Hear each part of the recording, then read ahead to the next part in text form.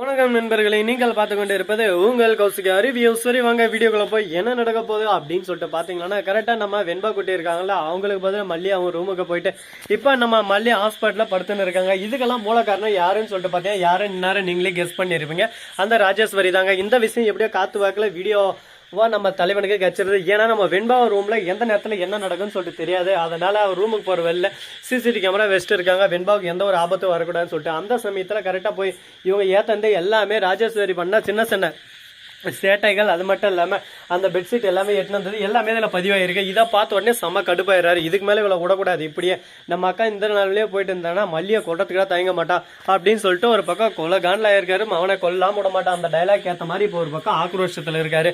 அவர் அடுத்து என்ன பண்ண போறாரு, அடுத்து அவரோட மூமெண்ட் என்னவா இருக்க போகுது, அதுதாங்க ஒரு இணை புரியாத ஒரு கேள்விக்குறியா போயிட்டு இருக்குங்க. பாப்போம் என்ன நடக்க போகுது, ஏது நடக்க போகுதுன்னு சொல்லிட்டு. ஆனா நம்ம ராஜேஸ்வரி பண்ணது தப்பு இல்லையான்னு சொல்லிட்டு பார்த்தீங்கன்னா 100% தப்பு தாங்க. ஏன்னா எந்த ஒரு சூழ்நிலையில ஒருத்தரை கஷ்டப்படுத்துறது இவ்வளவு கொடுமையெல்லாம் கஷ்டப்படுத்தக்கூடாது. நம்ம மல்லி இப்போ ரொம்பவே குளிர்ல காய்ச்சலே வந்துச்சுன்னா பாத்துக்கோங்களேன், கொஞ்சம் அதிகமா வச்சிருந்தாலும் அவங்களுக்கு நிலைமை என்ன ஆகிக்கும் நல்லா யோசிச்சு பார்த்தா எல்லாமே புரியும். ஆனா மல்லி கொஞ்சமா வந்து அந்த ரூமை விட்டு வெளியே வந்துட்டு ஆனா அதை விட்டு அந்த குளிர்லயே படுத்துன்னு இருக்காங்கன்னா மல்லி அப்படியே பட்டவங்களா இருப்பாங்க அப்படின்னு சொல்லிட்டு மல்லியும் ஒரு பக்கம் திட்டம் தோணுதுதான். சரி என்ன பண்றதுங்க, நடந்துச்சு, ஆனது ஆகி போச்சு.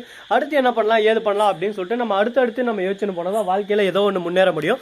சரி இப்படியெல்லாம் ஒரு பக்கம் நடந்துன்னு இருக்கு. அதே சமயத்துல மறுபக்கம் என்ன நடக்குதுன்னு சொல்லிட்டு பாத்தீங்கன்னா, கரெக்டா நம்ம தலைவி ரஞ்சிதா இருக்காங்களா, அவங்க இருந்து வீட்டுக்கு வராங்க. வந்துட்டு அவ காய்ச்சல் பத்த பார்த்து அடடா இப்பதான் என் மனசு குளிர்ச்சியா இருக்கு, எப்படி நடந்துச்சுது அப்படின்னு சொல்லிட்டு தெரியாம, கடவுளே எனக்கு நினைச்சதான் நீ நிறைவேற்றிட்ட, ரொம்பவே நன்றி காட் அப்படின்னு சொல்லிட்டு கேட்க உடனே கடவுள் இருந்து ஒரு பக்கம் சொல்றாங்க, ஏமா டேய் பண்ணதெல்லாம் நாம கடவுளுக்கு நன்றி சொல்லுகிறேன் அப்படின்னு சொல்லிட்டு ராஜேஸ்வரி சிரிச்சுனே வராங்க.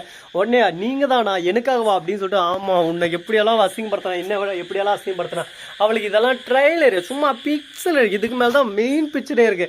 அதுக்கப்புறம் வாழ்க்கையில ஒரு நாள் அணுவா சித்திரவதை பட போறா அப்படின்னு சொல்லிட்டு சொல்லிருக்காங்க. இதை கேட்டதும் என்ன சொல்றது ஏது சொல்றதுன்னு தெரியாம அப்படியே திருத்து முடிச்சுன்னு இருக்காங்க. வாழ்வே மாயம் இந்த வாழ்வே மாயம் அப்படின்னு சொல்லிட்டு முடிச்சுன்னு இருக்காங்க. சரி இதுக்கு மேல என்னென்ன நடக்க போகுது, ஏது நடக்க போகுதுன்னு சொல்லிட்டு கூடிய விரைவில் கூடிய சீக்கிரம் உங்களுக்கு அப்டேட்டா வந்து கொண்டே இருக்க போது. சரி இதெல்லாம் ஒரு பக்கம் போட்டோன்னு சொல்லிட்டு விட்டாலும் அதே சமயத்துல மறுபக்கம் என்ன நடக்க போகுது அப்படின்னு சொல்லிட்டு பாத்தீங்கன்னா, கரெக்டா நம்ம தலைவன் இன்னொருத்தர் என்ன பண்றான்னு சொல்லிட்டு பாத்தீங்கன்னா, யாரா அது அப்படின்னு சொல்லிட்டு பாத்தீங்கன்னா கூடிய விரைவில் உங்களுக்கே தெரிய போது. அந்த ஒருத்தர் யாருன்னு சொல்லிட்டு வேற யாரும் இல்லைங்க, நம்ம தலைவன்.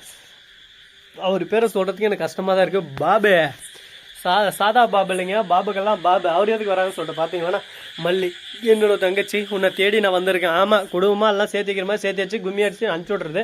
இப்ப அப்படியே ஒண்ணுமே தெரியாத மாதிரி பின்னாடியே வந்து குடும்பம் எல்லாம் ஒண்ணு சேர்ந்து அப்படி சும்மா கும்மி அடி தம்பி கும்மி அடி தம்பி கும்மி அடி அப்படின்னு சொல்லிட்டு வாழ்க்கையில கும்மி அடிக்க வந்துக்கிறீங்களா அப்படி இப்படின்னு சொல்லிட்டு பேச ஆரம்பிக்கிறேன். யோ உனக்கு அவ்வளவுதான் மரியாதை பார்த்துக்கோ, எப்படி இருக்குமோ அப்படி இருக்கோ, தேவையெல்லாம் வார்த்தையை விட்டாங்க பொழந்து கட்டு போயிடுவான் அப்படின்னு சொல்லிட்டு முறைக்க ஆரம்பிக்கிறாங்க. என்ன பண்ணுறது எது பண்ண தெரியாம பாபு ஒரு பக்கம் முடிச்சுட்டு சைலண்டா அந்த இடத்துல உட்காந்துறாரு.